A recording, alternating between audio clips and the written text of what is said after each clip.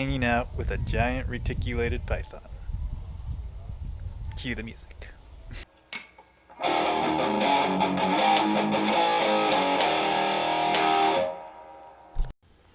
Okay. Somebody was asking me the other day if any of my snakes just come up and hang out and chill with me while I'm sitting in bed or in my room.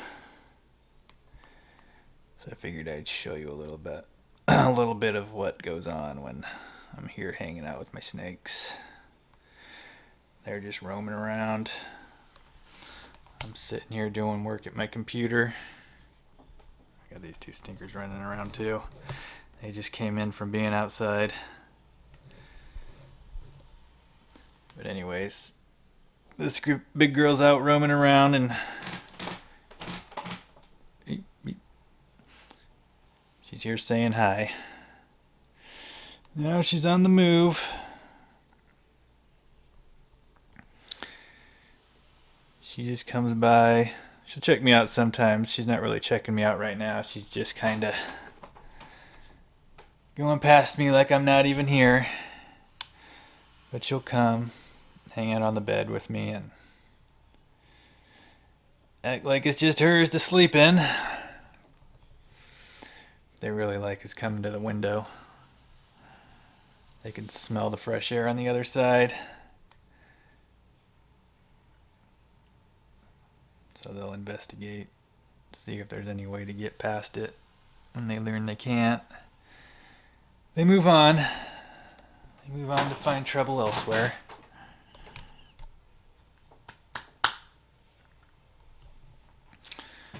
You know, I'll just be sitting here hanging out and they'll come on up. No problem. They're not really shy to interact. Even my shyest snake will come up and greet me sometimes. And if she doesn't greet me, she'll, at least come by and pass me by like I'm not even there. Or at least like I'm not a threat or any kind of something she should be worried about.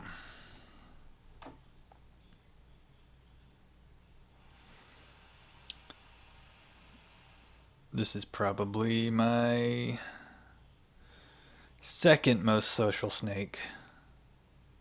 She's also the oldest, so she's bold just on that account. She knows she's big, and from where she's from, she's typically the top predator in the area. So once they get to this size, they really don't worry about too much. My Sula, I would say, is my boldest snake. She's just been that way ever since she was little. A tiny little worm.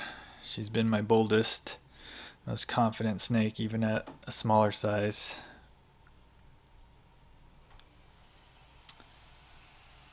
Just inherently that way.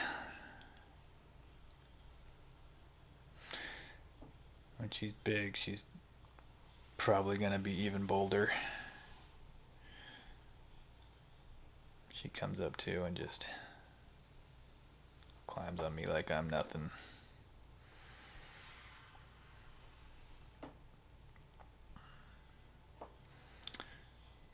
But anyway, she'll investigate, check things out for a little while. She'll be here, hang out for, 15, 20 minutes, however long. Then she'll move it along, or if I get too irritated with her, keep constantly bugging me, and if she's climbing all over me, I'll remove her myself. Usually doesn't come to that, but every now and then I'll be like, buddy, will you please, buddy, move it along? And I'll have to remove her. What's really a pain in the butt is when I have her out and she decides to just plop right in front of my door and block the doorway.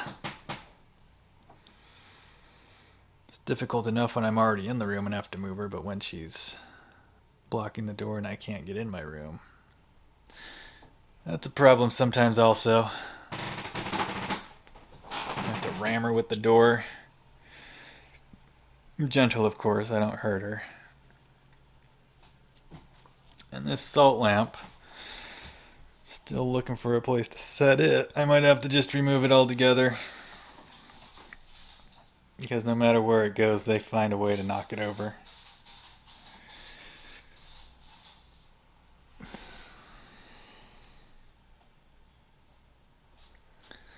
As you can see, it's already on her agenda. I just moved it over here to this little dresser. It was over here last time. She knocked it over.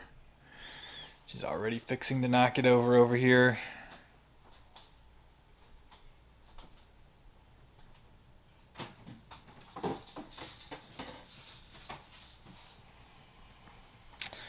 What's going on, bud?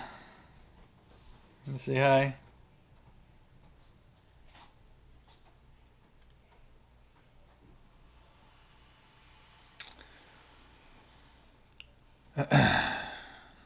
She hasn't eaten in about 6 weeks, so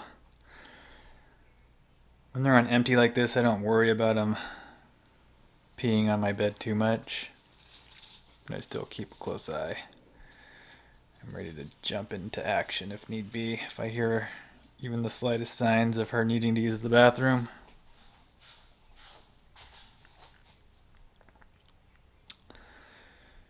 But when they have their meals stretched out far apart as I stretch them, usually when they get to this point, they don't urinate all that much.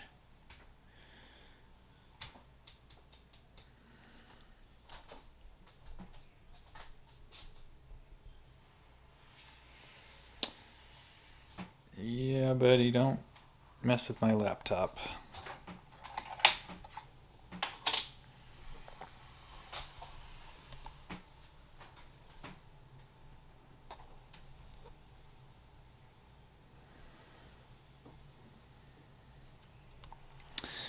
See, she's asking for trouble. If you could just go around, please. Thank you. Thank you. Make your way around. Messed it up my bed a little. Ow. Eat. That's fine, I'll fix it. We'll straighten it up when you're gone.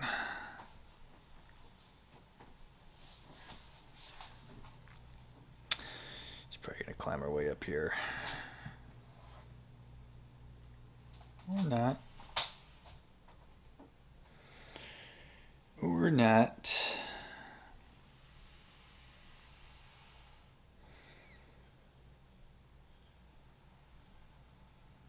Like I was saying, I think it was the last video.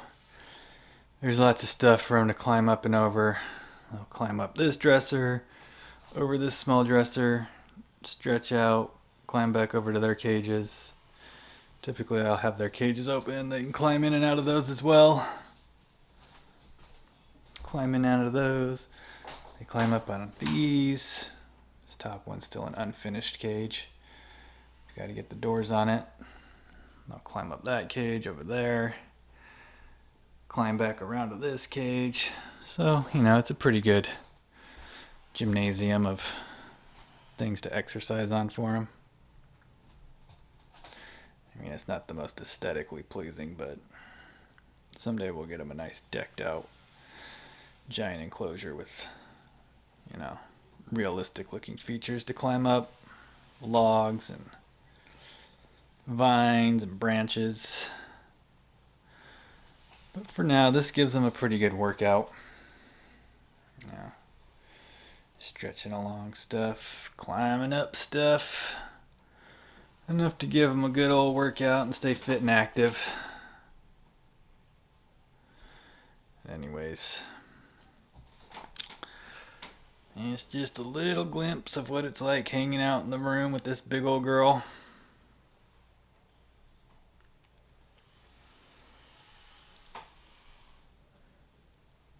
She's out and about. Sula just ate. My mail's hidden away in the closet.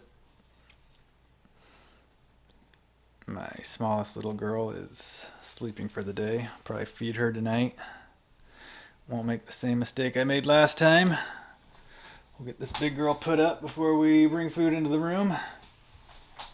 Anyways, we're gonna call this video. Bud, can you say goodbye? Alright. We'll see y'all later. God bless. Boop.